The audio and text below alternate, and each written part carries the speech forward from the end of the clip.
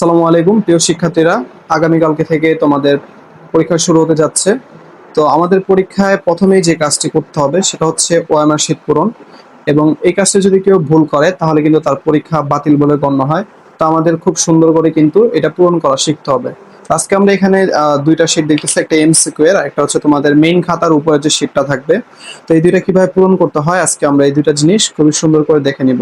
আচ্ছা দেখো, তাহলে প্রথমেই আমরা মেইন খাতার উপর যে শীটটা থাকবে এটা আমরা আজকে পূরণ করবো আগে। প্রথমে তোমাদের যে জিনিসটা জানা লাগবে, তোমরা কি পরীক্ষা দিতেছো।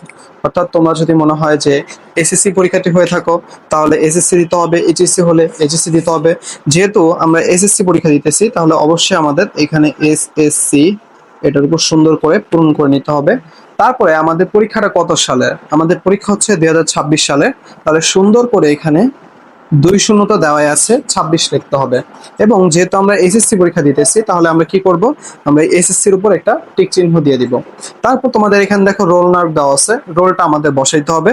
ধরো আমি একটা আনুমানিক রোল লিখলাম 102064। ধরো এটা একটা রোল।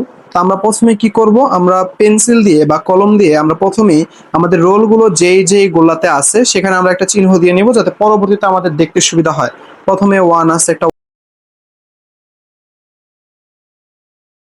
এবার আমি সেই চিহ্নগুলো দেখে দেখে আমি গোলাগুলো ভরাট করব।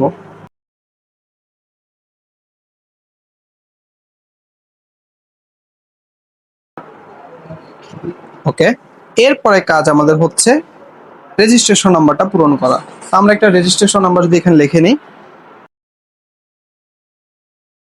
একটা রেজিস্ট্রেশন নাম্বার লিখে নিলাম। এটা আমরা সেম ভাবে কি করব, আমরা প্রথমে যেই যে জায়গাগুলোতে আমাদের ডিজিটগুলো আছে সেখানে আমরা একটা চিহ্ন, তাহলে এইটাও আমরা সেম ভাবে আমরা এটা পূরণ করে নেব।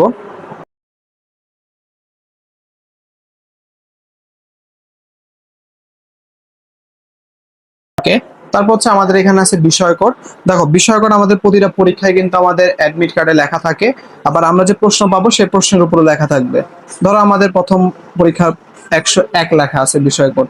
এটা আমরা কি করব, সেম ভাবে এটাকেও আমরা সেম ভাবে প্রথমে চিহ্ন দিয়ে নিলাম। তারপর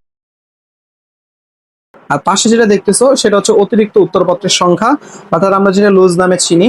পরীক্ষা যদি কারো অতিরিক্ত কোনো লুজ লাগে, একটা লাগলে দুইটা লাগলে, তখন আমরা কি করব, যদি আমরা একটা নিয়ে থাকি তাহলে এখানে একটাই ফিল আপ করবো, আমরা যদি দুইটা নিয়ে থাকি তাহলে দুইটা ফিল আপ করবো।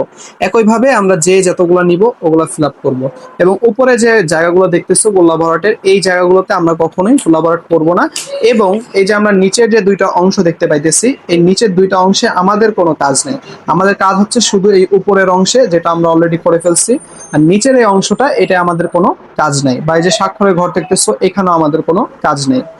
এবং যদি তোমরা এখানে কোনো ধরনের ভুল করে থাকো তাহলে কি করবা, তোমাদের যে পরীক্ষক থাকবে বা দায়িত্বরত যে শিক্ষক থাকবে তার কাছে অবশ্যই জানাবা যে এখানে আমাদের এই ভুলটা হয়ে গেছে। তাহলে দায়িত্বরত শিক্ষক কি করবেন, তোমার জন্য একটা ব্যবস্থা নেবেন বা তোমাকে নতুন করে একটা শীট ব্যবস্থা করে দিবেন। আচ্ছা, একইভাবে আমরা একটু এমসিকিউটাও দেখে নিই। দেখো এমসিকিউ শীটটার জন্য আমাদের কি করতে হবে, সর্বপ্রথম কাজ হচ্ছে আমরা কত সালে পরীক্ষাতে, সেই পরীক্ষাতে আমরা লিখে দিব। যেমন আমরা হচ্ছে সবাই 2026 সালের, এবং আমরা কি পরীক্ষা দিতেছি, এসএসসি। তো আমরা এসএসসির উপর একটা টিক মার্ক দিয়ে দিব। এরপরে একইভাবে আমরা যদি আমাদের রোল নাম্বারটা লিখে নিই, একইভাবে আমরা এটাকেও কি করব, পূরণ করে। ওকে, এরপর আমরা যেহেতু এসএসসি পরীক্ষা দিতেছি আমরা এসএসসির উপর গোল্লা ভরাট করে দিব। আমরা পরীক্ষায় এমসিকিউ যে আমরা যে এমসিকিউর যে ইয়াটা পাবো, প্রশ্নটা পাবো, সেখানে কিন্তু আমাদের প্রত্যেকটা এমসিকিউতে একটা করে সেট কোড থাকবে, অর্থাৎ ক খ গ বা ঘ।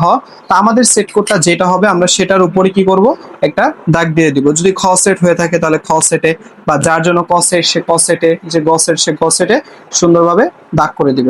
এরপর হচ্ছে রেজিস্ট্রেশন নাম্বার, ঠিক আগের মতনই আমরা কি করব, আমাদের রেজিস্ট্রেশন নাম্বারটা প্রথমে উপরে, এরপর এইটাকে আমরা ঠিক আগের ভাবে পূরণ করে নিব।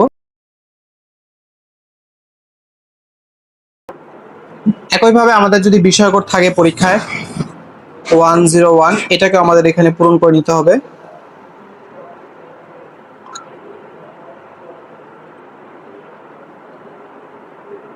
ঠিক এভাবে আমরা বৃত্তগুলো ভরাট করব। এবং স্বাক্ষরের ঘরে এখানে আমাদের কোনো কাজ নেই, আমাদের কাজ হচ্ছে এই পর্যন্তই। তো আমাদের যদি এখানেও কোনো ধরনের ভুল হয়ে থাকে আমরা 2টা পেপারেই ভুল হলে দায়িত্বরত শিক্ষকের কাছে যাব এবং তার থেকে সাহায্য চাইবো ইনশাআল্লাহ। তাহলে শিক্ষকরা তোমাদের সহায়তা করবে। আশা করি সবার পরীক্ষা ভালো হবে। সবাই মনোযোগ দিয়ে প্রথমে এই 2টা শীট পূরণ করার ট্রাই করবা, আর বারবার মিলাবা। যদি কোনো ধরনের সমস্যা দেখা দেয় তাহলে তোমরা টিচারের কাছে বলে খাতা চেঞ্জ করে নিবা বা ওএমআর শিটটা চেঞ্জ করে নিবা। ধন্যবাদ, সবার জন্য শুভকামনা রইল। ইনশাআল্লাহ সবার পরীক্ষা ভালো হবে। আসসালামু আলাইকুম।